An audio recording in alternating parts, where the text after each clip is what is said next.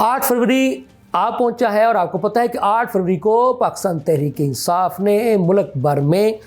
पहिया जाम shutter down हड़ताल की कॉल दे रखी है। लेकिन अब देखने वाली बात यह है कि 8 फरवरी को यानी अतवार है,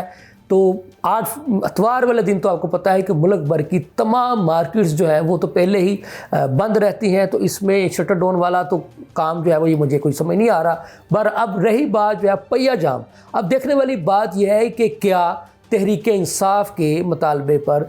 मुल्क भर में पहिया जाम होता है या नहीं। ये तो 8 फरवरी को जो ताज़ा तरीन सूरत हाल होगी ये हम आपको उसके बारे में भी अपना लम्हा बलम्हा सूरत हाल से आपको आगाह रखेंगे। 8 फरवरी को आपको पता है कि मुल्क भर में आम इंतखाबात हुए थे और तहरीक इंसाफ का ये कहना है कि 8 फरवरी को मुबैना तौर पर उनका मैंडेट चुराया गया था, तो इसीलिए हमने 8 फरवरी के दिन को अपनी एहतजाज के तौर पर चुना है।